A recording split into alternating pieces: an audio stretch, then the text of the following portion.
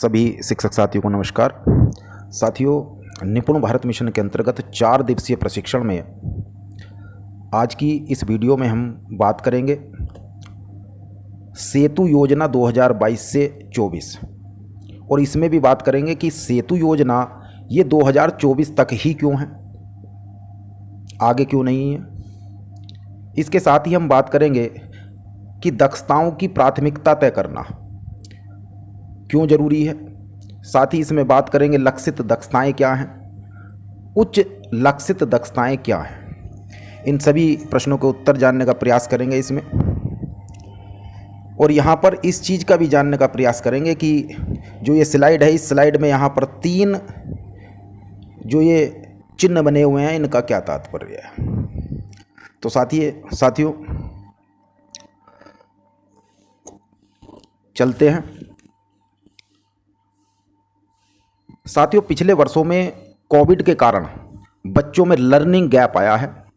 आज वर्तमान में जो बच्चा 2022-23 में कक्षा 1 में है उसके समक्ष कोई समस्या नहीं।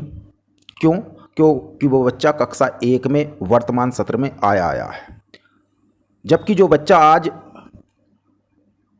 वर्तमान सत्र में कक्षा 2 में है, आप देखेंगे उसके साथ 1 साल का कोविड का ऐसा समय रहा है कि बच्चा जब कक्षा 1 में आया, एडमिशन हुआ था, उस समय विद्यालय नहीं आया। तो जो बच्चा वर्तमान में कक्षा 2 में है, 1 साल का लर्निंग गैप उसमें आया है, पिछली कक्षा की 1 की दक्षताओं को नहीं सीख पाया है। और इसी प्रकार आज वर्तमान 2022-23 में जो बच्चा कक्षा 3 में है उसके सामने बहुत बड़ी समस्या है। वो बच्चा तो विद्यालय में 2 साल गया ही नहीं है।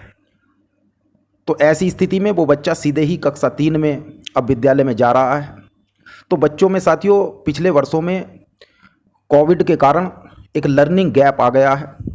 अब ऐसी स्थिति में जो बच्चे हमारे पास वर्तमान में कक्षा 2 और कक्षा 3 के बच्चे हैं, उनको सिखाने के लिए हमारे पास कम समय है, जबकि जो बच्चे हमारे पास कक्षा 1 के हैं, हमारे पास पूरा सत्र है और वही सामान्य स्तर से हम बच्चों को उनके कक्षा स्तर के हिसाब से कराएंगे। लेकिन ऐसी स्थिति में जो वर्तमान में कक्षा 2 और कक्षा 3 में बच्चे पढ़ रहे हैं, उन बच्चों को सिखाने के लिए हमारे पास समय कम है और दक्षताएं अधिक है। क्योंकि जो बच्चे कक्षा 2 में वर्तमान में हैं, उन्हें हमें पिछली कक्षा की 1 की दक्षता भी सिखानी होगी, और जो बच्चे वर्तमान में कक्षा 3 में हैं, उनके द्वारा कक्षा 1 और 2 की दक्षताएं नहीं सीखी गई हैं। ऐसी स्थिति में कक्षा 2 और 3 के बच्चों के समक्ष ज़्यादा चुनौती है, उनके लिए दक्षताएं अधिक हैं, समय कम है।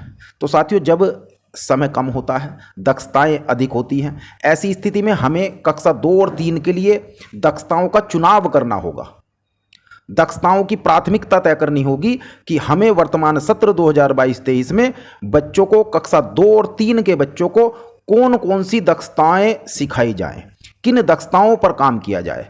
तो आज वर्तमान में हम कक्षा 2 और 3 की जिन दक्षताओं को पर काम करेंगे, उन्हें चिन्हित करेंगे, उनकी प्राथमिकता तय करेंगे।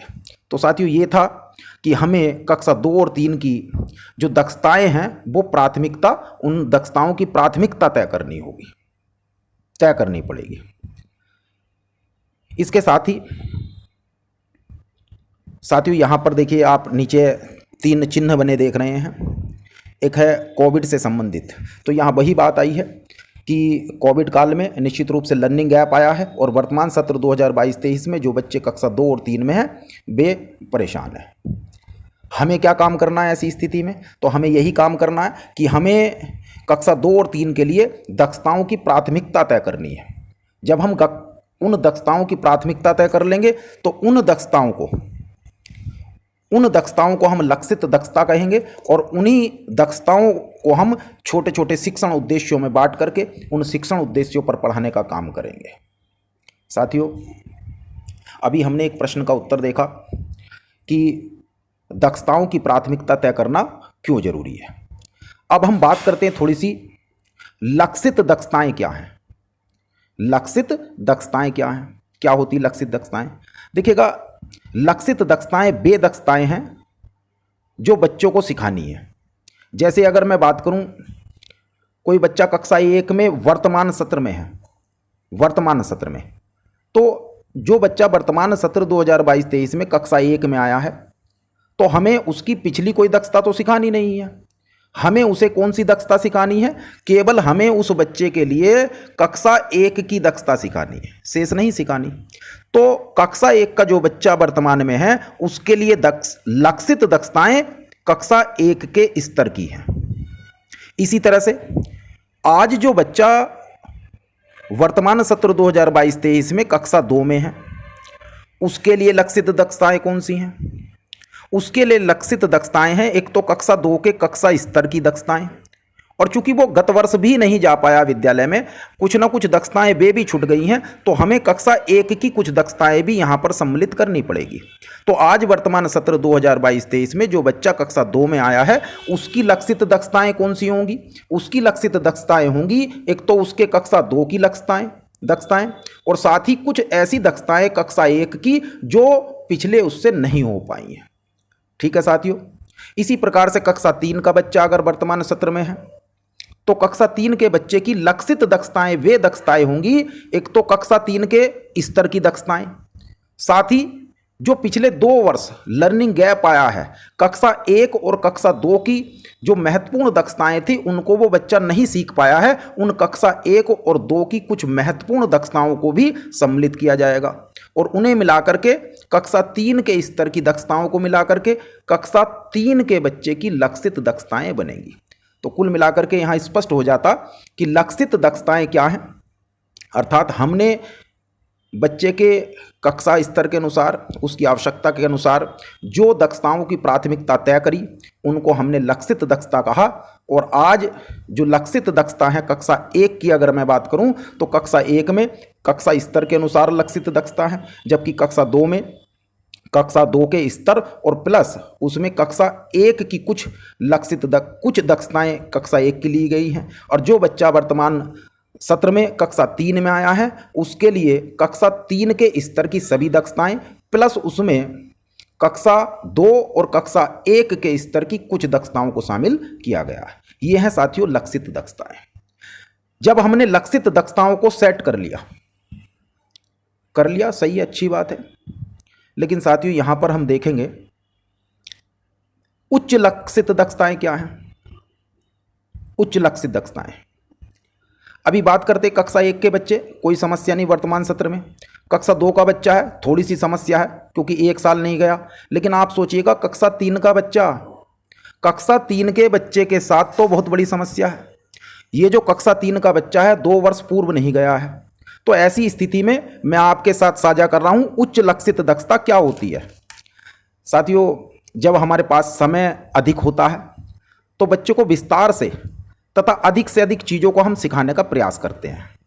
जैसे वर्तमान में 2022-23 में जो बच्चे कक्षा 1 में इस समय हैं या 2 में हैं, उनके पास समय है,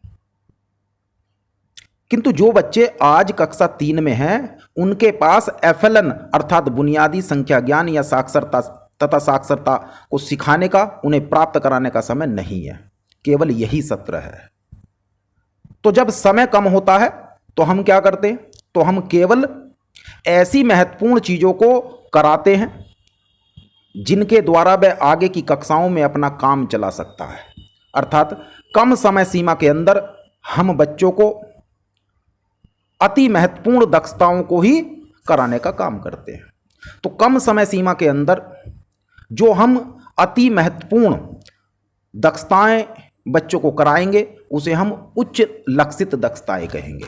अर्थात अगर मैं 2 पंक्ति में बात करूं तो मैं कह सकता हूं कि उच्च लक्षित दक्षताएं वे दक्षताएं होती हैं जब हमारे पास समय कम होता है तो हम मुख्य दक्षताएं बच्चों को सिखा देते हैं ताकि बच्चा आने वाली अगली कक्षा में कुछ तीर मार सके, कुछ काम कर सके। जैसे कि कक्षा 3, तो वर्तमान सत्र 2022-23 में कक्षा 3 के लिए, केवल कक्षा 3 के लिए उच्च लक्षित दक्षताएं तय की गई हैं। इसी प्रकार से देखते हैं हम आगे की स्लाइड में, अब बात करते हैं। अभी हमारे प्रश्नों के उत्तर हुए कि उच्च लक्षित दक्षता क्या है, लक्षित दक्षता क्या है, सेतु योजना 2022-24 इस पर और बात करते हैं कि ये क्या है, और तब अगली स्लाइड में हम बात करेंगे। देखिएगा 2022-23 सेतु योजना। अब सेतु आप समझते हैं, सेतु अर्थात पुल, एक किनारे से दूसरे किनारे तक ले जाने वाला। अर्थात जो बच्चे वर्तमान सत्र 2022-23 में जिस कक्षा में, जैसे कक्षा 1, 2 या 3 में हैं, तो अगले सत्र 2023-24 में जब वे आए तो उस बच्चे पर किन किन दक्षताओं पर हम काम करें कि उसके द्वारा सीखी गई वे दक्षताएं एक कक्षा से दूसरी कक्षा में जाने तथा आगे की कक्षाओं में सीखने का आधार बने। साथियों, यही एक कक्षा से दूसरी कक्षा तक जाने के लिए जो बीच में ये लक्षित दक्षताएं आपने सेट की हैं, यही है वो सेतु योजना। और ये सेतु योजना 2024 तक ही क्यों है, अब मैं आगे की जो स्लाइड है उस पर बात करता हूं। देखिए साथियों, ये स्लाइड में मैंने कुछ परिवर्तन किया है और आपकी सुविधा के लिए। देखिए, सेतु योजना को 2022 से 24 तक के लिए यहाँ पर लिखा गया है। तो पहले हम बात करेंगे यहाँ 2024 तक ही क्यों है। यहाँ क्या मैंने स्लाइड में चेंज किया, मैं वो आपको अवगत कराऊँ साथियों। यहाँ पर 2022-23 है और यहाँ 23-24 है। इतना तो स्लाइड में आया था, मैंने यहाँ थोड़ा सा 24 और 25 कर दिया है, ये चीज़ स्पष्ट करने के लिए कि ये योजना 2024 तक ही क्यों है। अब आप ऐसा महसूस करिए, पहले हम बात करेंगे पूरी की पूरी 2022-23 की। 2022-23 में वर्तमान में आज एक बच्चा कक्षा 1 में पढ़ रहा, तो जो बच्चा अभी कक्षा 1 में आया उसके लिए लक्षित दक्षताएं क्या होंगी, क्या कराएंगे भाई? पिछला उसका लर्निंग गैप तो है नहीं, तो ऐसी स्थिति में जो कक्षा स्तर के हिसाब से उसे कराते जाएंगे।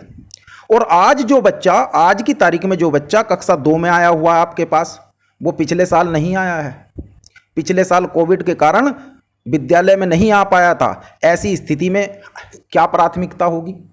ऐसी स्थिति में प्राथमिकता होगी कि उस कक्षा 2 के बच्चे को कक्षा 2 के स्तर की भी दक्षताएं और प्लस कक्षा 1 के स्तर की, पिछले कक्षा स्तर की कुछ बुनियादी दक्षताएं वे भी सिखाई जाएं, तो ये प्राथमिकता होगी। इसी प्रकार से बात करते हैं जो वर्तमान सत्र 2022-23 में कक्षा 3 में बच्चा आया है, तो उसे तो और ज़्यादा प्राथमिकता हो गई है। किस चीज़ की? क्योंकि अगली बार कक्षा 4 में चला जाएगा और अन्य। तो जो बच्चा यो कक्षा 3 में वर्तमान सत्र में है, ये भी प्राथमिकता होगी। क्या प्राथमिकता होगी कि इसे तो हमें कक्षा 1 और 2 के स्तर की भी कुछ दक्षताएं सिखानी है। तो साथियों, ये हुआ हमारे पास 22-23। ठीक, अब देखते हैं, थोड़ा सी बात कर लेते हैं 24 पर। क्या हुआ है, जो बच्चा वर्तमान सत्र आज 2022-23 में 1 में था,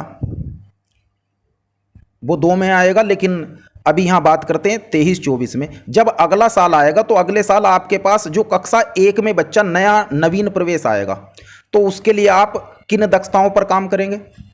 अरे भाई, उसका कोई लर्निंग गैप तो है नहीं, तो ऐसी स्थिति में आप उसके कक्षा स्तर के हिसाब से आप उसकी दक्षताओं पर काम करेंगे। तो 2023-24 में जो लक्षित दक्षताएं होंगी वे कक्षा 1 की कौन सी होंगी? कक्षा स्तर के अनुसार होंगी। अब अगले साल 23-24 में जो बच्चा कक्षा 2 में आ जाएगा, कक्षा 2 में आएगा, वो कौन सा बच्चा होगा? जो बच्चा आज कक्षा 1 में है, वही तो बच्चा कक्षा 2 में आएगा। तो सोचिएगा, जब पिछले साल ये जो बच्चा कक्षा 1 में था, इसने कक्षा स्तर 1 की पूरी सामान्य रूप से पढ़ाई करी है और ये कक्षा 2 में अब आ गया है, तो इसे पिछले साल इसका जो बच्चा 2023-24 में कक्षा 2 में यहाँ आएगा, इसका लर्निंग गैप तो हुआ नहीं है। तो ऐसी स्थिति में ये कक्षा 1 की सभी दक्षताओं को पीछे पूर्ण कराया है। यहाँ पर इसे भी हम कक्षा स्तर के हिसाब से ही यहाँ पर काम करेंगे। अब बात करते हैं कक्षा 3 में। देखिए, अगले साल 2023-24 में कक्षा 3 में जो बच्चा आएगा वो कौन सा होगा? कक्षा 2 वाला होगा। तो स्वाभाविक रूप से इसके अंदर एक चीज जरूर होगी कि इसने अपने पिछले, हो सकता है कि इसने पिछले कक्षाओं की कुछ दक्षताओं को प्राप्त ना किया हो, तो हमें इस बच्चे पर काम करना होगा। कैसा काम करना होगा? थोड़ा ध्यान देना होगा कि कक्षा स्तर के हिसाब की भी इसे करानी है और साथ में अन्य भी करानी है। जबकि ये जो बच्चा है हमारे पास कक्षा 3 में, 2022-23 कक्षा 3 में, ये बच्चा निकल चुका होगा हमारे निपुण मिशन कार्यक्रम से। ठीक, तो साथियों, यहां तक तो हमें काम करना था, यहां तक हमें काम करना था, क्योंकि इसकी वजह से यहां 2023-24 तक काम करना पड़ा। ये योजना 24 तक हुई। अब बात करते हैं, थोड़ी सी देखिएगा 25 की। मैं उस प्रश्न का उत्तर देना चाह रहा हूं कि ये योजना 24 तक ही क्यों है। अब देखिए, ये मान के चलिएगा, अब आ गया अगला सत्र 2024-25। उसमें जो नवीन प्रवेश कक्षा 1 में होगा उसके लिए लक्षित दक्षताएं क्या हैं कक्षा स्तर के हिसाब से, क्योंकि कोई लर्निंग गैप पिछला नहीं है। 24-25 में जो बच्चा कक्षा 2 में आएगा उसके लिए लक्षित दक्षताएं कौन सी होंगी? अरे वही होंगी जो कक्षा स्तर के हिसाब से। क्यों? क्योंकि 24 में, क्योंकि वो बच्चा 1 वाला यहां 24 में आया है तो कक्षा स्तर की होंगी। और 24-25 में जो कक्षा 3 में ये बच्चा आया है इसकी लक्षित दक्षताएं कौन सी होंगी? कक्षा स्तर की होंगी। क्यों होंगी? क्योंकि जो बच्चा यहां पर था कक्षा 2 में वो यहां आया है, ठीक, और ये वाला जो बच्चा है वो निकल गया है निपुण भारत मिशन कार्यक्रम से। तो आप देखेंगे 24-25 में हमें सामान्य रूप से जो कक्षा स्तर की दक्षताएं हैं केवल उन कक्षा स्तर की दक्षताओं पर ही काम करना है। तो फिर इस योजना का मतलब 2024 में क्या हुआ? 2024 में तो सामान्य रूप से मामला चलेगा। जो कक्षा स्तर की दक्षताएं हैं वे काम करनी है, उन पर काम करना है। हमें लक्षित दक्षताएं बनाने की या उच्च लक्षित दक्षताएं सेट करने की आवश्यकता नहीं है। तो ये योजना 2023-24 तक क्यों थी, एक तो साथियों ये जानने का, ये बताने का मैंने प्रयास किया। इसके साथ ही एक प्रश्न का उत्तर और दूंगा कि यहाँ पर जो अगली अंतिम स्लाइड है इसमें आप देख रहे हैं ये कक्षा 2 है और यहाँ कक्षा 3 है। हम देखते हैं ये 2022-23 है कि भाई 2022-23 में एक बच्चा कक्षा 2 में है और यहाँ पर 2022-23 में एक बच्चा कक्षा 3 में है। कक्षा 2 के बच्चे को हम गणित में सिखा रहे हैं संख्या ज्ञान, संक्रियाएं, ज्यामितीय और मापन और डाटा हैंडलिंग, ये चीज़ें हम सिखा रहे हैं। जबकि मेरे साथियों का प्रश्न है कि भाई विनय ये 2022-23 में कक्षा 3 में जो बच्चा है उसे हम सिखा रहे हैं केवल संख्या ज्ञान, केवल संक्रियाएं, और ये यहाँ पर इनको नहीं सिखाया जा रहा है, ठीक है। तो इसका साथियों बड़ा सीधा सा रीज़न मैं आपको अवगत कराऊं। मैंने अभी क्या बात की थी कि 2022-23 में कक्षा 3 में बच्चा कौन सा है? अरे वो बच्चा है जो 2 साल से कोविड के कारण विद्यालय में नहीं जा पाया है, जिसके अंदर लर्निंग गैप अधिक आया है। तो ऐसी स्थिति में हमारे पास समय कम है, उस बच्चे के पास समय कम है। कितना सत्र है? यही सत्र है। इसी सत्र में हमें क्या करना होगा? इसी सत्र में हमें, ऐसा नहीं है कि हम कक्षा 1 की कक्षा 2 की सभी दक्षताओं को सिखा दें और कक्षा 3 के स्तर की भी दक्षताएं सिखा दें। ऐसी स्थिति में कक्षा 3 का जो वर्तमान में बच्चा है उस पर हमें विशेष रणनीति से काम करना पड़ेगा और हमें उस कक्षा 3 के बच्चे के लिए उच्च लक्षित दक्षताओं को सेट करना पड़ेगा। उच्च लक्षित दक्षता अर्थात ऐसी दक्षताएं जो कम समय में, अर्थात कक्षा 3 में जो बच्चा है इतने समय में हम उसे करा दें और वो बच्चा कक्षा 4 से आने वाले समय में कम से कम कुछ तीर मार सके, कुछ कर सके। तो ऐसी स्थिति के लिए यहाँ पर कक्षा 3 में ये प्रयास किया जा रहा है कि बच्चे को केवल और केवल इन महत्वपूर्ण चीज़ों को सिखा दिया जाए, ठीक है साथियों, क्योंकि समय कम है। अब देखिएगा यहाँ पर कक्षा 2 में जो वर्तमान सत्र 2022-23 में जो बच्चा कक्षा 2 में हमारे पास है उसके पास समय है। क्या समय है? उसके पास कक्षा 3 का समय है, क्योंकि निपुण भारत मिशन कार्यक्रम कक्षा 3 तक है, इसलिए मैं समय की बात कर रहा हूं। तो ये जो कक्षा 2 का बच्चा है, इस कक्षा 2 के बच्चे के पास अभी समय है। आज अगर कक्षा 2 में है तो अभी 1 साल और है, तो हमारे पास समय है। इसीलिए जब समय अधिक होता है तो हम उच्च लक्षित दक्षताएं सेट नहीं करते बल्कि लक्षित दक्षताएं सेट करते, और लक्षित दक्षताओं में ये सभी आ रही है। तो हम प्रयास करेंगे जो कक्षा 2 का बच्चा वर्तमान में है 2022-23 में, उसमें संख्या ज्ञान का भी पर ही काम हो, संक्रियाओं पर काम हो, ज्यामिति और मापन पर काम हो और डाटा हैंडलिंग पर काम हो। तो साथियों इसीलिए, और जब ये 2022-23 से 24 में आएगा, कक्षा 3 में आएगा, तब भी यहाँ पर सभी चीज़ों को ये सीख जाएगा। तो ये थी साथियों उच्च लक्षित दक्षताओं की बात और एक प्रश्न की बात, उसके उत्तर की बात कि कक्षा 3 में यहाँ पर बच्चे को ज्यामिति और डाटा हैंडलिंग के बारे में क्यों नहीं सिखाया गया, क्यों नहीं रखा गया, जबकि यहाँ 2022-23 में कक्षा 2 वाले बच्चे को आप सिखा रहे हैं। साथियों इसी प्रकार से यहाँ भी देखेंगे वही चीज़ें हैं। यहाँ कक्षा 3 में इनको नहीं लिया गया है, ये चीज़ें अंडरस्टूड हैं, आप खुद इनको आप जान सकते हैं। इन्हीं शब्दों के साथ मैं अपनी बात को विराम देता हूं। साथियों अगर आपको ऐसा लगा है कि मेरा प्रयास सार्थक है और आपको कहीं न कहीं इस बिंदु से संबंधित इन प्रश्नों के समाधान यदि मिल पाए हैं तो साथियों आपसे निवेदन है कि आप इस चैनल को सब्सक्राइब करें